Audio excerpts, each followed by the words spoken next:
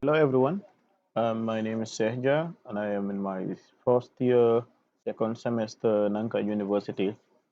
This is an open source assignment I am presenting today, and I want to present software that is an open source by the name OBS.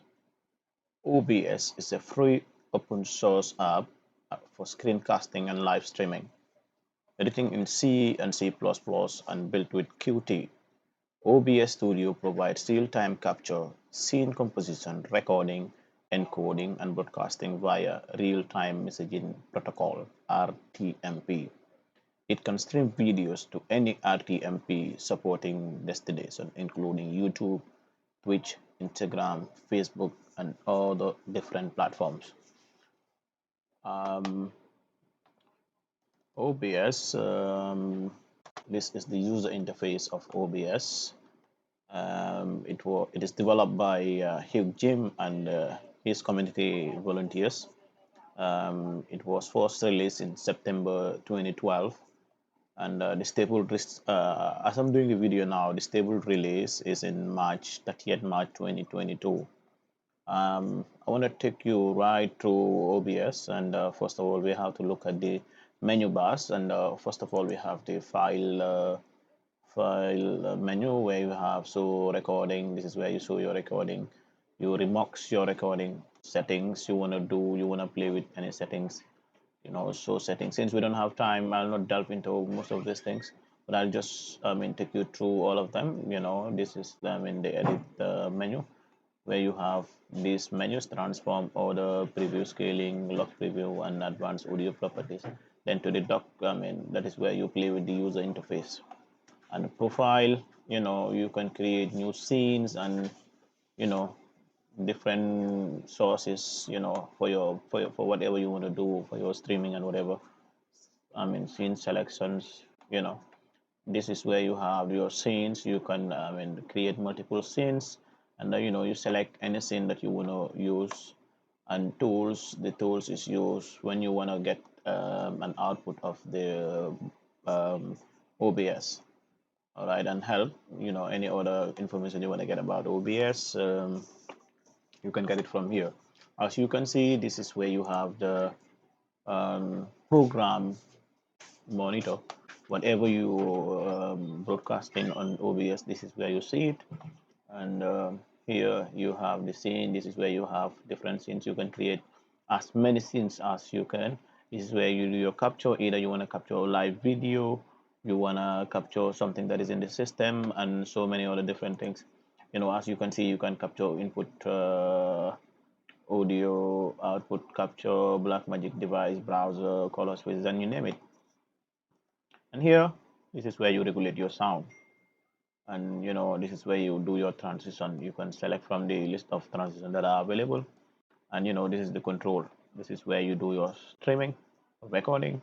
You start your virtual camera. You go to studio mode, settings, and exit.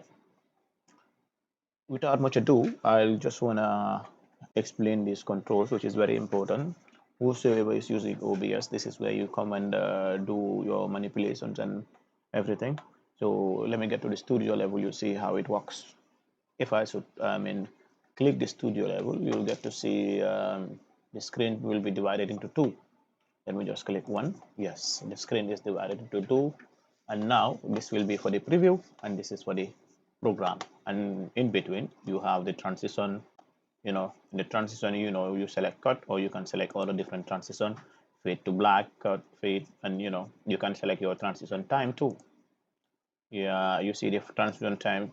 Transition time is 300 millisecond, and the transition time for fade to black too is 300 millisecond. And now we get to scene. A scene is created already. If I want, I can create another scene. So since there is a scene here, I don't need to create another scene. I'll just come here. I'll delete this thing. This like capturing a video. I'll remove it because I don't want it. I want to do everything fresh and new. So whosoever is watching this video will know how to add a source in OBS. I just click this add button, and I can take a video capture device. I'll just click OK. I can just give it a name. Let's say open source assignment. Assignment, and I'll give it OK. And now I have to select the device I want to use. Now I just want to introduce you to the device we use to capture a video. I'll take you to the desktop so you can see exactly the device that we're using to capture in the OBS. Let me go to desktop. This is where I have saved it. Yeah, wow, we have it here. This is called Blackmagic Web Presenter. It is a capture device. As you can see, this different panel, and you have the back panel where you have this one takes XLR, and this is the power button.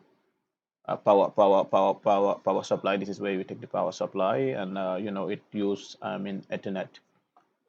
That is where you get your internet for streaming, and this one you can get a webcam out.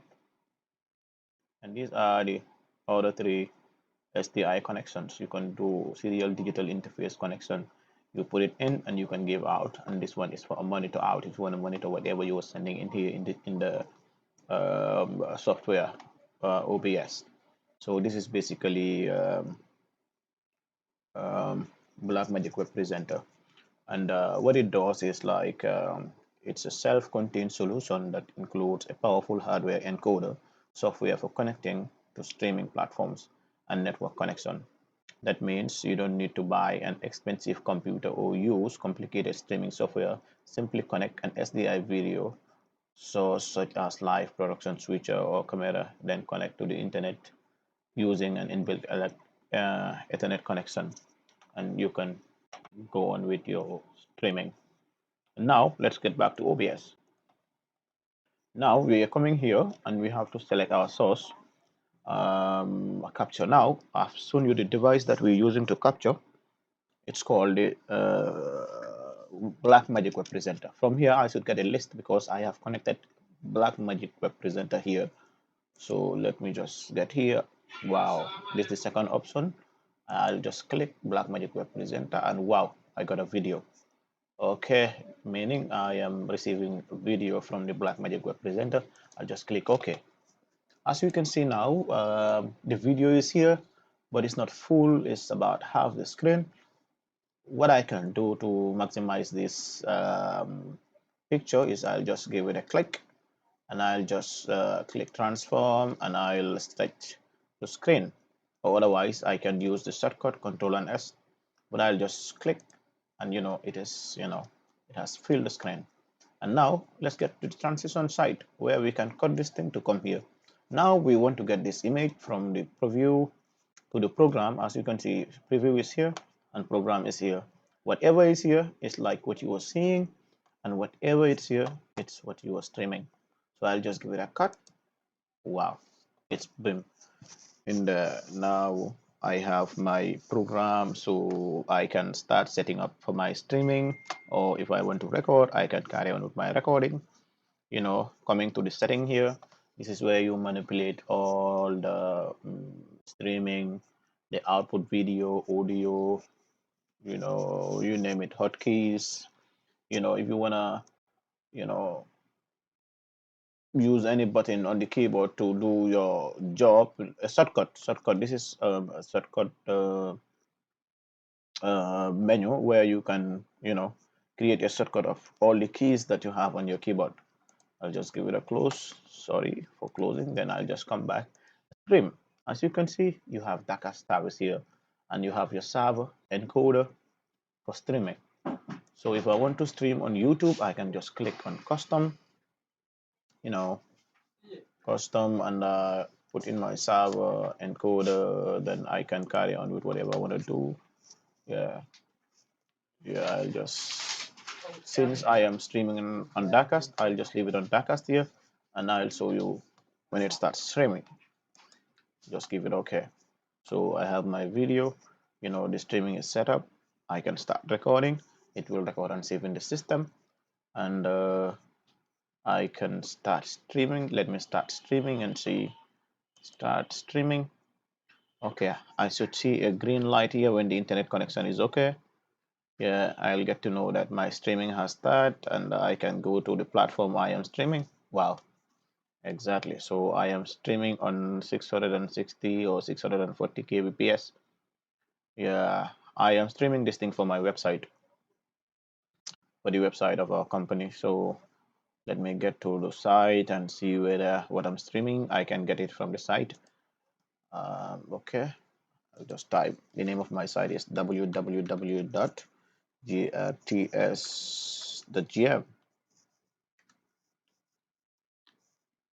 Uh, let's wait for the site to load.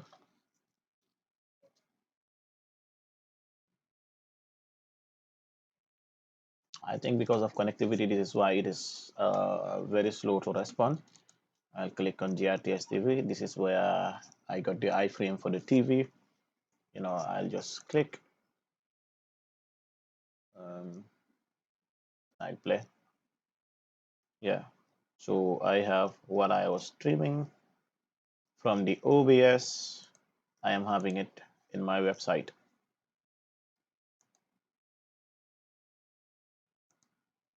Yeah, I can maximize to see. Yeah, the quality is very poor because the internet connectivity is not very good.